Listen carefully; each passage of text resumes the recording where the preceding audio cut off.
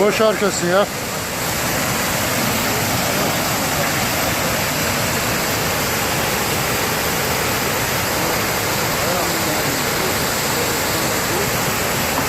Öteye git Ali. Öteye git.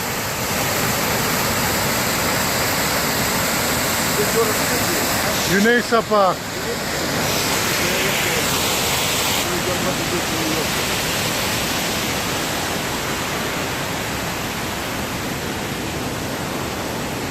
Acaba buradan başka ileri var mı?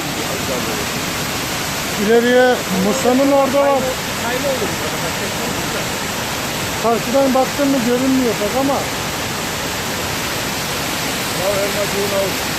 Şöyle bir ufak ufak bir de